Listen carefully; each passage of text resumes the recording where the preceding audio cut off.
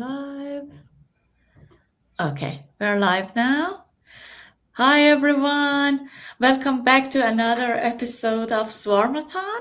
SWARMathon is a series about how AI is transforming the path to the UN's Sustainable Development Goals. My name is Manaz Hajismaili and I'm here with my awesome co-host Anne Cantera. Hi Anne. And as always, I'm going to go with a quick intro of the UN 17 SDGs. They cover everything from no poverty, zero hunger, to clean energy, sustainable cities, and global partnerships. And you can learn more by checking the link in the comments that take you to the United Nations website to see the whole list. And I also should let you know that the next episode is the last episode of this series, and we will cover the last two remaining SDGs that we haven't covered so far, SDG number 7 and 14, which are about clean energy and life below water. If you or someone you know is working at this intersection of AI and these SDGs, please don't hesitate to, and you would like to ask as a speakers with us, just reach out to me and or Joaquin, and we will get back to you. Besides that, if you want to watch our previous episodes, please check out our YouTube channel. The link is also in the comments, and please support us by subscribing to our YouTube channel. And would you like to add something about the next episode of Designathon? I would love to. I was just thinking that we only have one episode of Swarmathon left and that we need to talk about Designathon because Designathon will keep going. The next episode is all about all those AI jobs they promised us and where are they and what do they look like. I think that's a lot of people in the tech community who are being laid off and worried about work and all those other things will be very interested to see what's coming, hopefully coming, and what things will look like even a few months to a year from now. So I think it's a great topic, and I think everybody would really get something out of it, no matter where you work and what you do. Yeah, exactly. I can't wait for that. I myself so excited for that episode. Yeah, as a job So hunter, right? yeah. So today our focus is on SDG 16 and SDG 17, which are about peace, justice, strong institutions, and partnerships for all the goals.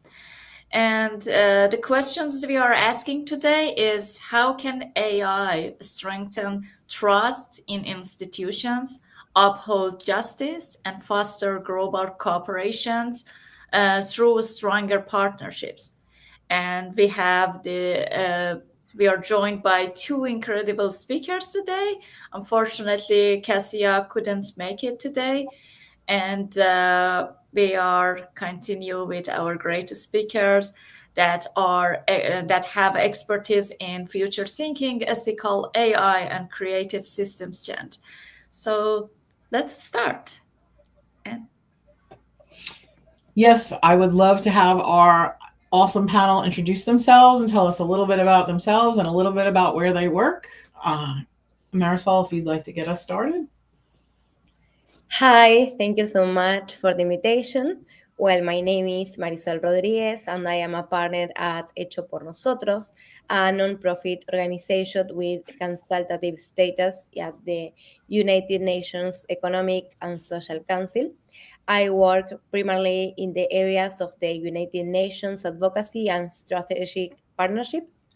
In the UN advocacy area, I focus on representing our organization in international forums, promoting the role of the creative economy in achieving the Sustainable Development Goals, and ensuring that the voice of artisan communities and local creators are heard at global tables.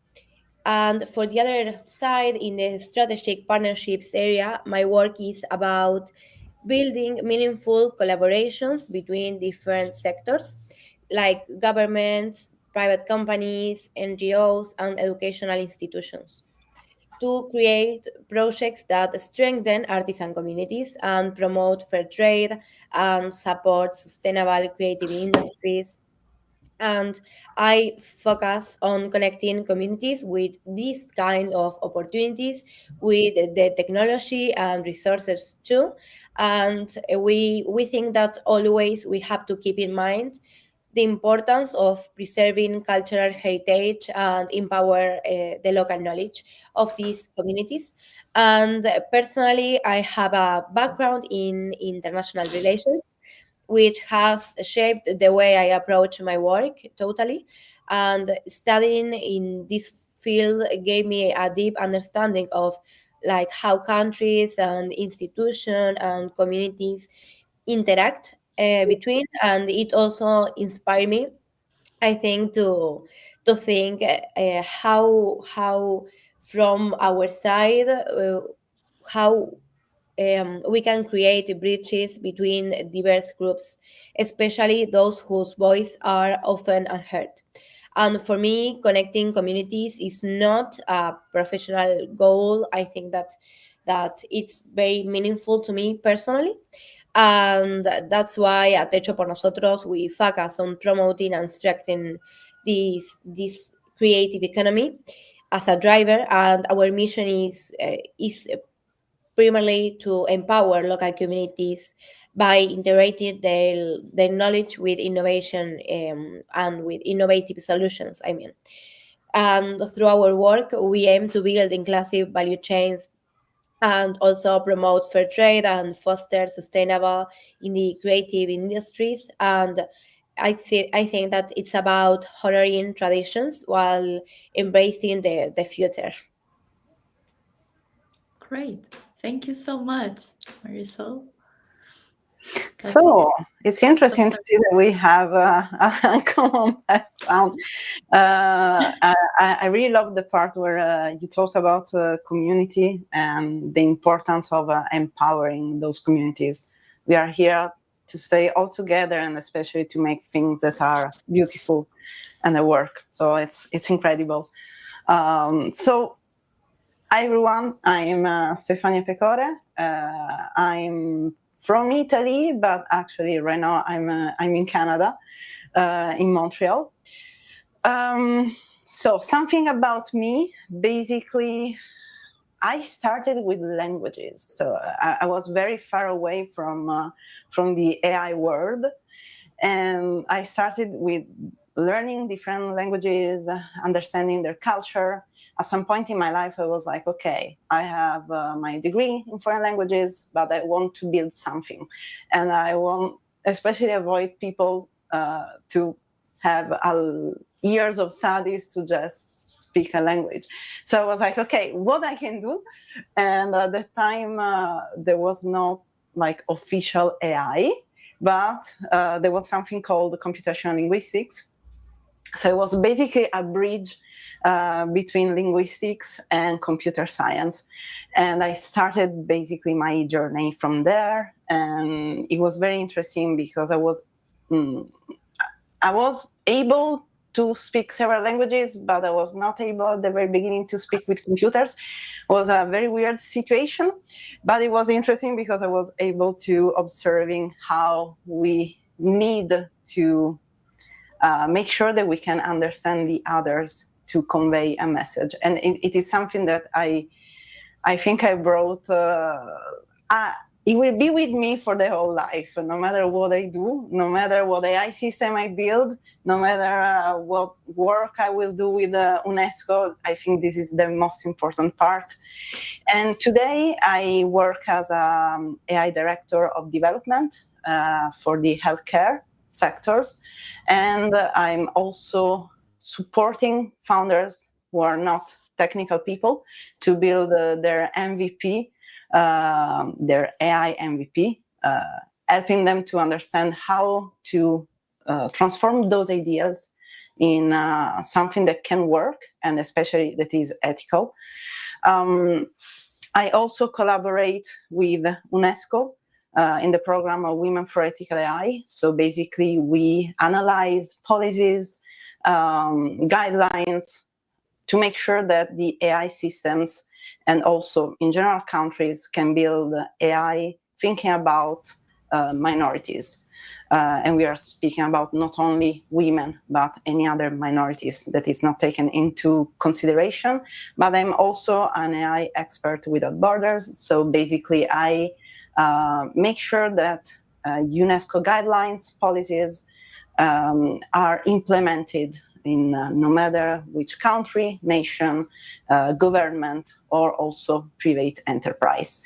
Apart from that, I'm also very engaged in the community. I'm a mentor for women in AI and women in games, and I'm also a mentor for women tech makers. I'm the lead of the chapter in Montreal. Basically, our role is to make sure that community can be involved not only in AI. I know that AI is very beautiful, but there are many other technologies that they can understand what are those technologies, how they can enter those words, what are the right people to talk with, how to establish connection to create those networks that can help, how to build product. Again, it's a match between an idea and someone who has the technical expertise, and especially is a way to promote local talents and make sure that we can build those products no matter which type of technology, with all those ideas, vision in mind. And this is strictly related again to inclusivity and also ethics, because we need to understand, we need to see as the other see the world, to make sure that we can build something that is beautiful for everybody. I'm very happy to be here. Amen. Yeah, we're happy to have you here. Thank you, Stephanie. So we're going to continue with you for the first part, which is about ethical AI for strong institutions and global cooperation. And so, Stephanie, you've studied real-world cases for cases of AI in judicial systems from Brazil to India to the US. And what are the risks and opportunities when AI intersects with justice and governance? That's a very, very good question. And I think it's especially very important to discuss that. I can say that I'm very lucky to collaborate with UNESCO because I'm exposed to a lot of data. I do research, and it's interesting to see how different challenges are, at the end of the day, are in common in different countries. And that's, I think it's also the beautiful of it, because we can move all together to solve those challenges and also to see the opportunities behind. So I was talking before about my passion for languages. If we see how many languages there are in India, we know that there are the official ones, so English and Hindi, but then we have 22 other languages. We can think about how it is important for the people who are speaking those languages to understand their context, especially when we talk about laws. So in India, they are starting to use AI to make sure that they can translate those laws for those languages. So it's a very good opportunity. It's a way to help minorities. The problem is that for people out there who are using AI systems and they build NLP systems, they know that we need training data to make sure that the system works. When we think about minorities, this means also that we have data that is not a lot compared to other languages. This means also that we have the risk to have a low accuracy system. That's the case for some type of systems, and also for the systems for to translate those laws in other languages. So again, we see there is an opportunity, there is a challenge. The good part is that we can improve those systems in any case. If we think again about law enforcement, risk, and AI, we might maybe think about Brazil. Brazil is not the only country that has a low backlog that is big. I think we have the same in Italy, for example. So the opportunity is we can use AI to make sure that we can basically filter those cases.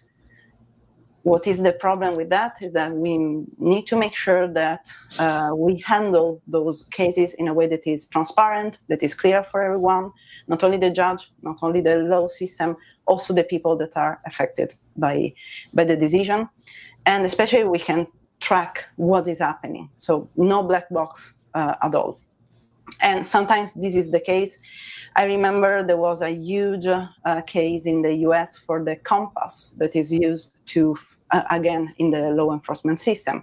At some point, with some observation, they were notified that there was a clear bias against the black defendants.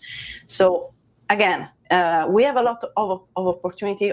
Of course, we need to make sure that we track what we are doing, and that especially we hear about those problems and how we can act to basically solve those issues. So I will say sometimes I hear about should we use AI to solve those challenges. I would say it's not anymore the case if we should use it. It's more of how we can use it and how we can use it all together. So sometimes we see AI used by experts or by like sectors, but we should be again all together. And that's why there is UNESCO. So, for example, UNESCO has a recommendation on ethics of AI, which is not only a recommendation itself, it's a policy blueprint that can be used to build and to make sure that the AI system can work in the most ethical way. So, for example, no more black boxes. We should be able to track the data, input, output, how is used and how is processed. The human must be in charge. This is something that I say every time. Also, when you use any chatbot out there, like, don't trust what is written there. Just check the sources. And if you are a judge, don't just click, okay, I agree with AI. You need to make sure that the judgment that you are doing is correct from a human perspective. And then the right to basically raise your voice if there is any concern or any problem, if you disagree with the choice that you are basically observing on yourself. You should have clear path to act. What should I do if I disagree with that judgment? Is there a track that I can follow? And this is something that we miss a lot in the world today. This is more on the judgment, on the judge systems and so on. There is also something that is more related to the people. We need to make sure that people are inside the system. For example, UNESCO, since 2013, has helped train over 30k judicial actors globally. This means they are, however, they studied how to make sure that they can use AI systems in a way that is correct, that doesn't create any issue at all. And they launched also a global toolkit on AI and the rule of law. Again, it's a toolkit to make sure that you understand what you are doing with the AI system, what is your role, what you should do, what you should not do, what are the risks, and what are the mitigation that you can apply. Finally, what we are doing today, we are just empowering public audience to general understanding of how AI is used, what are the risks, what we can do as normal people that use those tools.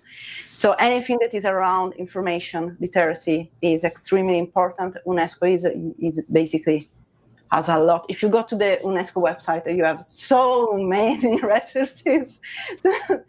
It's incredible.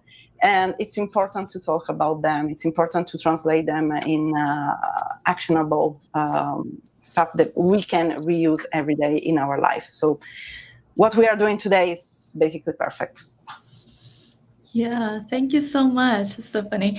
Something that came to my mind when you were explaining like how they have been using it in judicial concept and for judges to understand and like help them make decisions was that like how they answer bias in these concepts. Like, are there AIs are different from the ones that we are like the Gen AIs that we are using like in for our daily everyday task, or like they train like their own models? Like, can you like explain a little bit?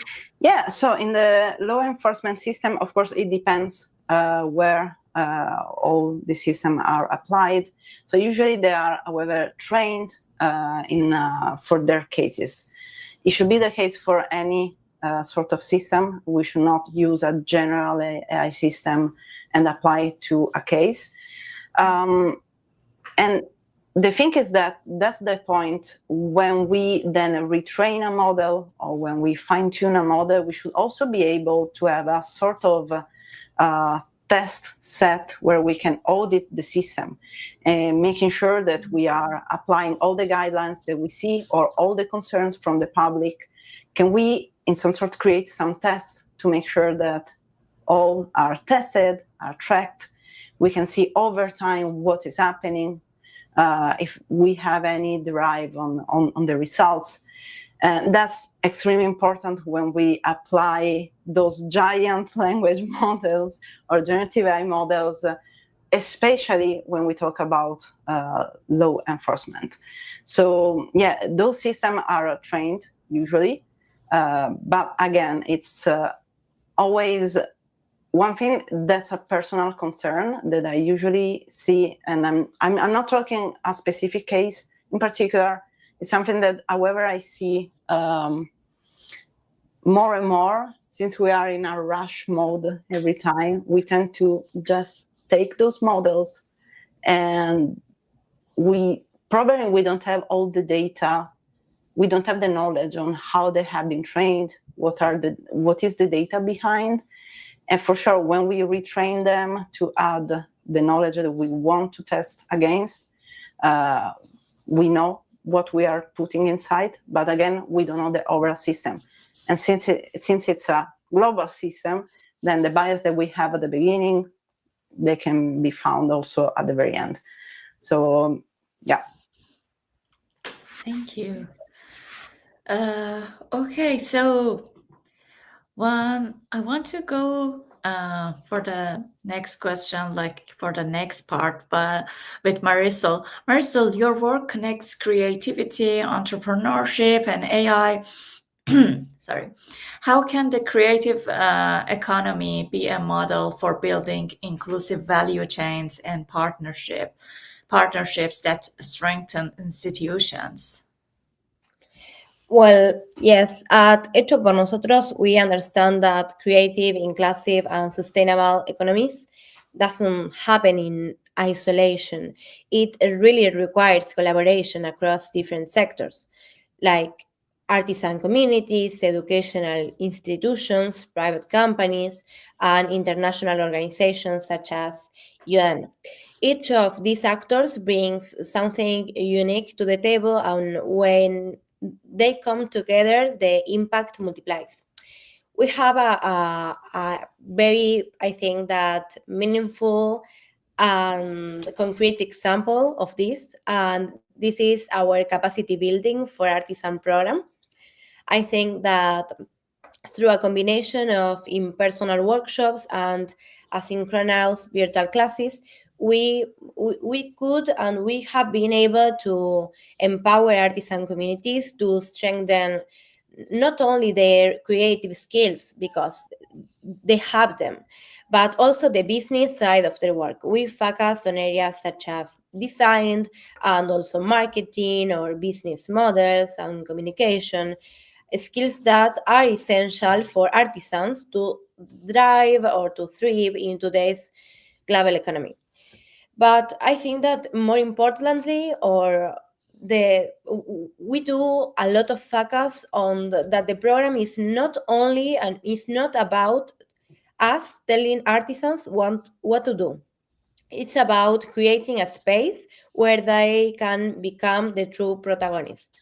They are the main actors here, and thanks to the partnership with these kind of organizations and the participation of educators and volunteers and designers and industry stakeholders, we've been able to build an ecosystem that bridge the both an economical and institutional gaps.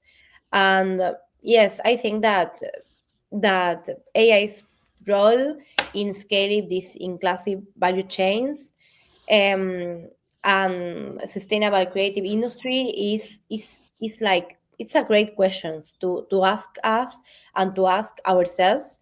And I think that it's really exciting to think about it, because it's not just about technology, it's not just about partnership, it's about how partnership and technology and all of us can actually empower communities and open new opportunities. I think we really believe that AI can be a catalyst for building these value chains, these inclusive value chains. And I think that we are very focused now across the global south, but we have the aim to expand our programs and our main mission. And when I say inclusive value chains, I mean chains that connect artisans directly to markets, to consumers, and to institutions, giving them like visibility and fair recognition for their work. And that's what I talk when I talk about that trust only grows when there is a real transparency. Interesting. So, how can AI support this social transformation in creative industries? Do you have any example for us? Yes. Well, firstly, I'm going to talk about what I mean when I talk about traceability. We mean being able to follow every single step of a product journey. For example, take alpaca fever. It starts with a local artisan community in some place of Argentina, then moves through processing and distribution, and finally reaches consumer somewhere else in the world, maybe, I don't know, in China. Being able to track that process build trust, and for that we need the AI. It build trust because they know their work is valued, and the consumer can see the care and the tradition behind every product. And that's why AI combined with technological tools makes it possible, because it allows us to have visibility at every stage of the process. And it allows to empower communities and make sure that their knowledge and sustainable practices are recognized and really fairly rewarded. And it's incredible because for us is the most important things to let the people know, and shows how technology doesn't have to replace human intelligence. It can actually enhance it, and it amplifies it. I mean, it lets us like to share the richness of ancestral knowledge with all the people who want, and connected with innovation. And in the end of the day, our missions, like we talked about, that is that build economies that are more inclusive and transparent and sustainable. And it's not about just selling a product, it's about telling the community's history and honoring a tradition and making sure that communities can thrive while keeping their culture alive. So what we think about it is that it's really about giving artisans the tools to lead their own journey with the AI tools. And they are the ones who know their craft best, who carry centuries of knowledge, and who can innovate when given the right support. And technology like AI just opens new doors, helping them reach new markets and document their practices and connect with people who care about these kind of things like sustainability and fairness. And at Hecho por Nosotros, this is exactly what we try to do every day. And yes, that's it. Building partnership across sectors and using creativity and technological. But it's all because of we want to reshape how economies work, making them more inclusive. That's why what when we talk about artisanal intelligence, we have artisanal intelligence and artificial intelligence, and at the end of the day, artisanal intelligence is about their knowledge, their culture, and with the intelligence in artificial intelligence we enhance it. Yeah, that's I have totally something right. Yeah, to yeah, add sure. about that because while you were talking about it, when you said like basically they are the protagonists, it's not the tool itself, and it's very like it's resonating with what I do with UNESCO in general. Whenever I'm in a AI project, it's interesting because when we talk about law enforcement, right, and AI works with patterns. Like we usually say it's intelligent, but of course it's artificial intelligence. It's artificial because we are talking about patterns. And it's interesting to see the fact that humans not only should be in control, but they are really the protagonists. If we think about law enforcement, but also if we think about any other tool out there, there is something that is the emotion and the empathy. Only a human can really understand another human. And sometimes it's also hard for humans to understand each other. But if we think about in a simple terms, since AI is only digesting data, it will understand only some emotional pattern, but not in depth. So it's really interesting how these concept of we are in control and we are the protagonist, and those are tools that will enhance our humanity and creativity is raising in no matter which community, no matter which project that we are in. It's really interesting. Yeah, Yes, exactly. sorry. Go ahead. I think that it's very important. That's why our starting point is always the communities of artisans, and because they already carry with the most important form of intelligence, which we think that is artisanal intelligence. And like I said before, this is knowledge that has been passed down through a lot of centuries, generations, like all the skills, all the techniques, all the traditions, and ways of relating to natures and to the community. And it's not only technical knowledge, like how to use alpaca fiber to do a cloth. No, it's about culture, it's about human, and it's about deeply sustainability. And I think that that's like the point. Like artificial intelligence allows us to organize information, to open channels of visibility, to connect artisans with markets on audiences that maybe were previously inaccessible. But creativity, the element that the artisanal communities have, on the other hand, ensures that this process is not mechanical, but we talked about meaningful. It always helps like to translate technology into something that speaks to human values, to storytelling, to identify. So yes, I think that it's always our main point. Yeah, exactly. Thank you, Marisol. So I just wanted to ask audience to ask their questions in the comments, and we will answer them at the end.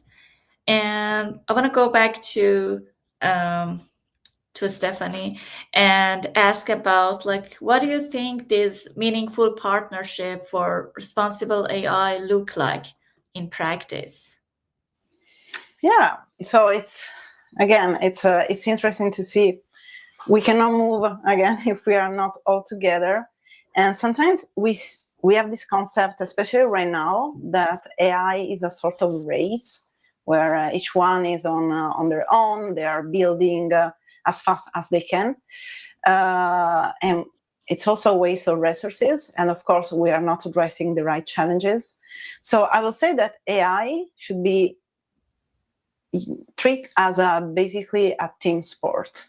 So, and when I think about UNESCO and what they are doing, is basically to make sure that we are this team sport. UNESCO is the global coach, that we can move all together, and we can make sure that there is not only a portion of the world that is responsible for the AI and they have the power of AI, but they can be basically everywhere. And again, it's a matter of voice contribution that we should make sure that happen. So I would say the first thing ever is that UNESCO has created a sort of common rule book. Some years ago, I think it was, hopefully I remember the date, but it's 2021, I think, when the 193 member decided to together, basically, to sign on the recommendation on the ethics of AI. And that's a way to move together. It's like it's official. We will move all together. And this means, for example, if we have tools like the ethical impact assessment, it's a way to say from now on, we will do our best all together to follow those common guidelines. And if you notice along the years, we see also giant tech that started to talk about responsible AI. Of course, they had a different way of expressing different number of rules or guidelines that they had. But if we look at them all together, we will see that the principle behind are the same of UNESCO. They're expressed in a different way, different words. The product are different, so it's normal. But more or less, the content is there. And that's important. We have a sort of guideline of what we should do. Then the other thing is to make sure that we don't leave people behind. And again, we talk about minorities. We talk about the fact that there is a portion of the world that is lucky. They had the opportunity to build AI because they have the money, the resources, the people. And so it's important, and this is something that UNESCO is doing, to check what is the readiness, to assess the readiness in AI for the country, for each country that want to build AI. And I will say it's something complex, because it means basically to do an assessment at different level, to make sure that in this team sport each one can play. It means do they have access to the data? Do they have the good infrastructure? And this means also how we can help them, how we can support them in having that infrastructure. Do they have the people and the skills? This means, and anything we discussed before, literacy, classes, workshops, guidelines that they can build a local community of builders and experts, and give them the way to do it, especially.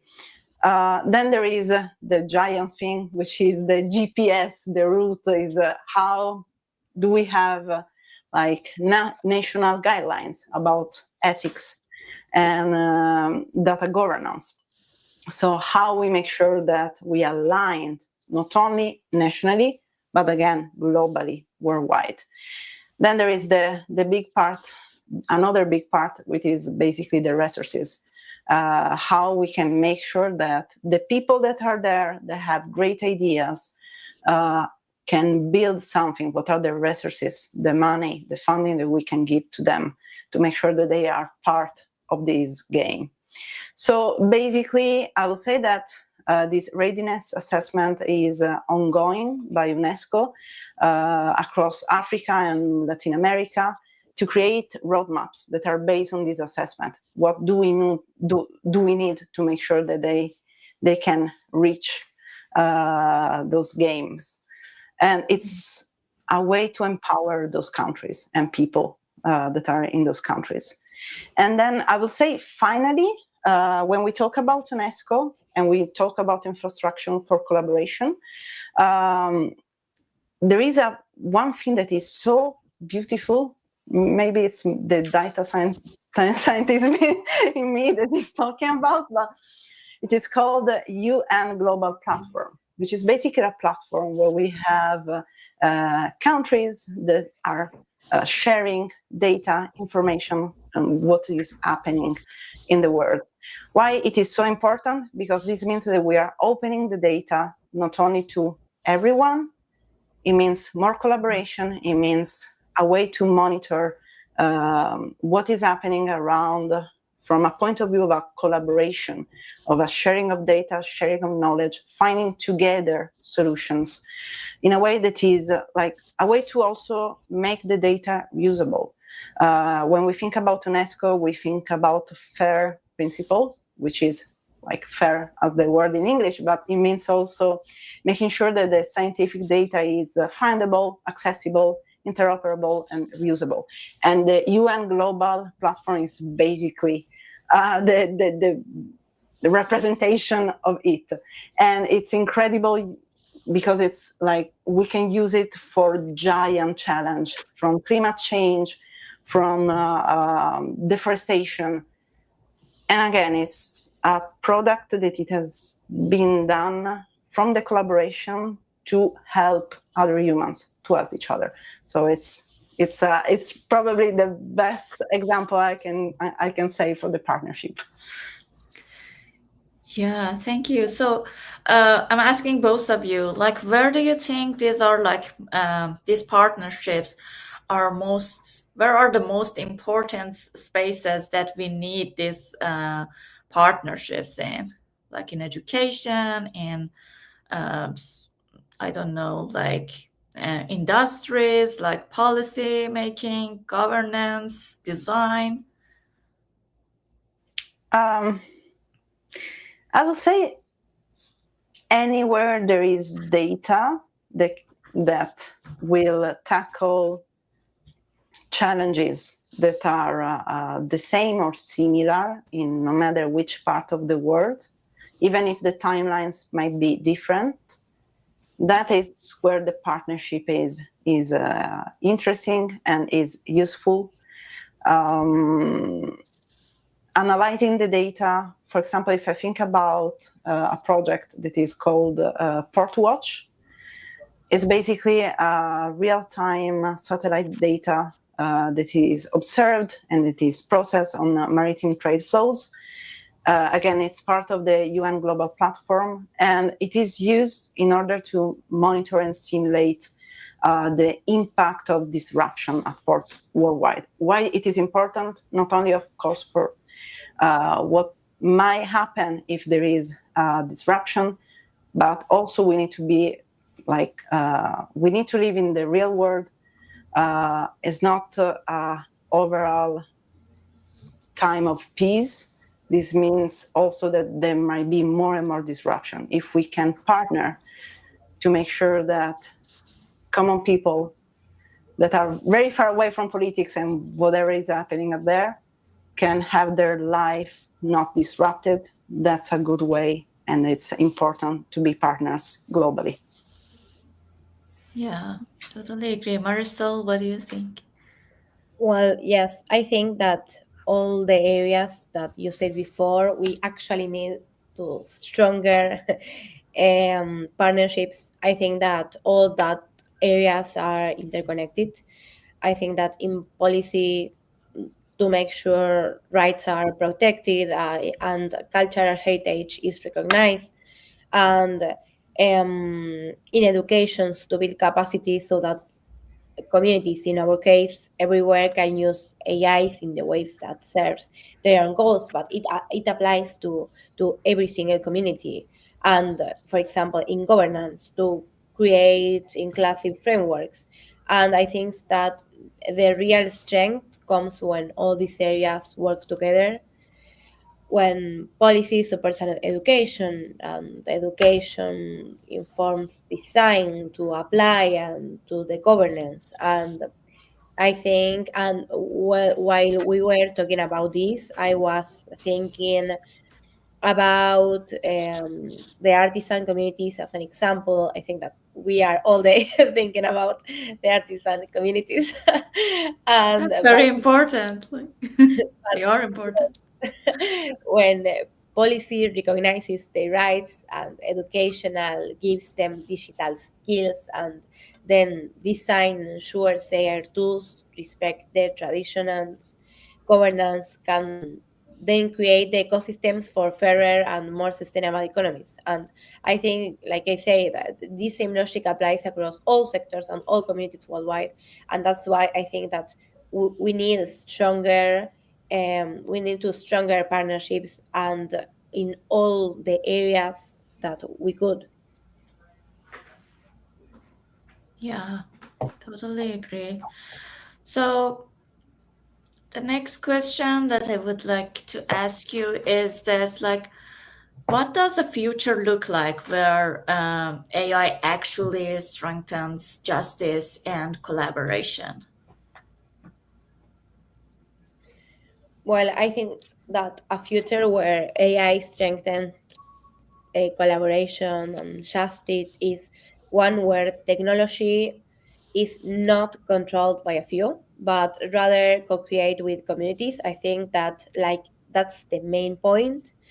And I think that this means AI tools make the knowledge visible, than all people have, or protect their rights, and that open fair access to market in the case of artisans. And I think that AI, it's a future where justice is reflected in recognizing, for example, artisanal intelligence as equal in value to technological intelligence. I think that collaboration means brings together policymakers, educations, designers, artisans, and all people around the same table. And the same for others areas. I think that Stefania told about health. I think that the most important is that all people are all, yes, I think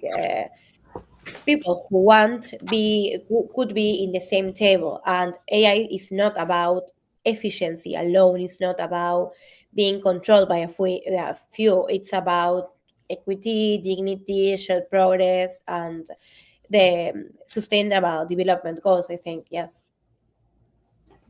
Exactly. Yeah, I think in my case, I think like I totally agree with what Marisol said, and I think at some point, and that's also my hope, honestly, is that at some point we will use AI really as a tool. So we will go beyond the hype that there is today as a tool that can support us to also have a more inclusive world. So if I think about education, that's probably the example that it's the highest in my mind. It's really education, how we can make sure that we can convey some concepts in a way that is not only we can say ad hoc for the person that is receiving the message, but also in a way in places, in ways that for now we don't have the resources, we don't have anything to support how we can make sure that that knowledge can reach those places, and again that we can move together with the technology. And it's always, I think I repeat myself, it's a way to move together, but also it's a way to make sure that technology is just a tool, a support that can improve our life. Yeah, exactly. So, yeah, anyone else wants to add anything? There's a question from Marisol in the comments. Yeah, we can. Okay, we have a question from Sophia. That's for Marisol. Marisol, would you like to read it Would you like me to read it, or you want to yourself read it? Yes, yes, if you Okay. want to read it. Okay. So first, she said, very enlightening. I wanted to ask, how do you actually make sure that these partnerships you build really benefit the communities you work with? Well, yes, I think that that's a great question. And for us at Hecho por Nosotros, it's all about putting communities at the center of everything we do.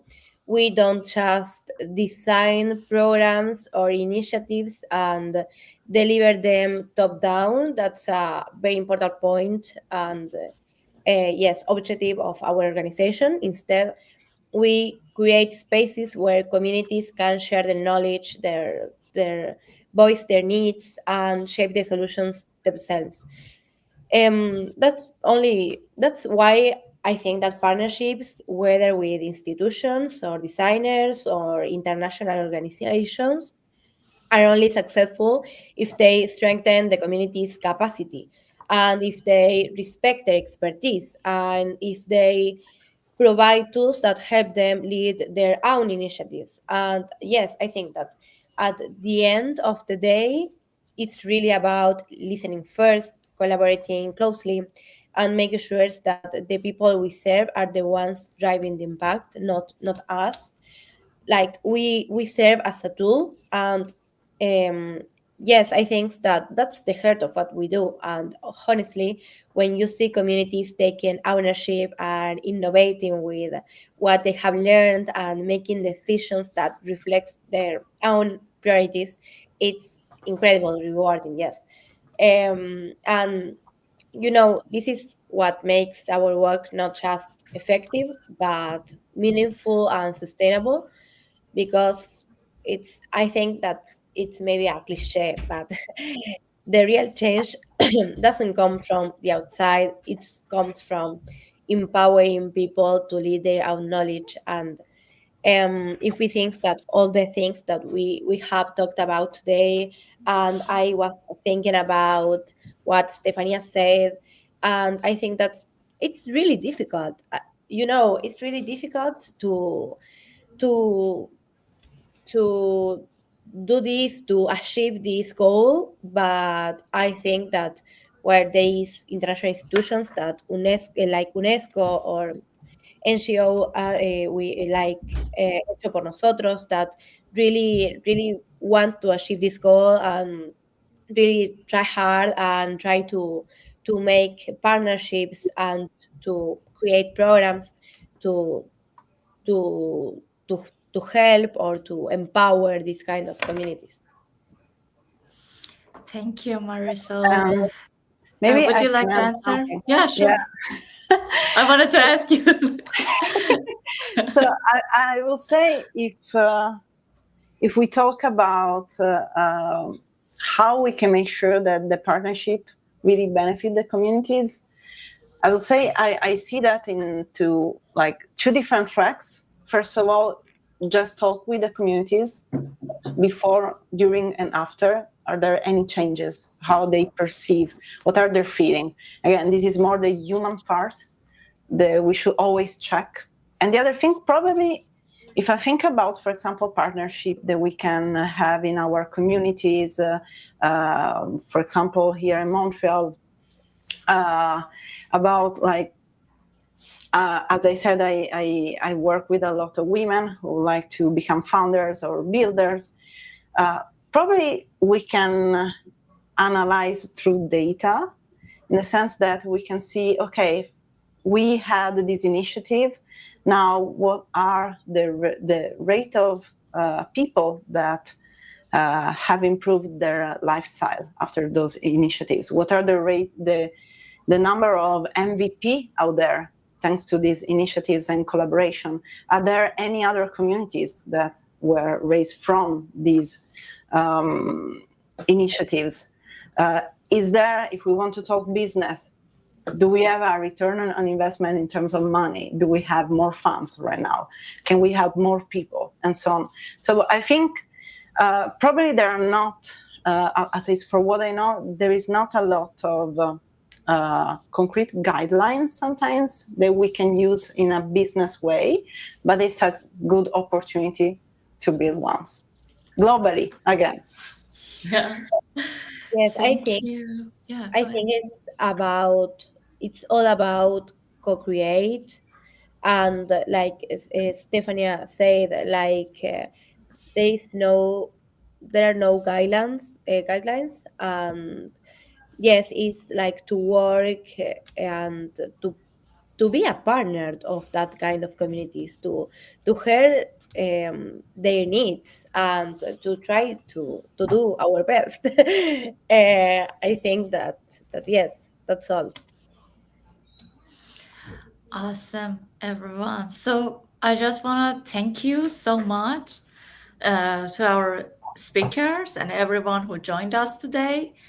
And so today we explored how AI can support decision making in complex institutions.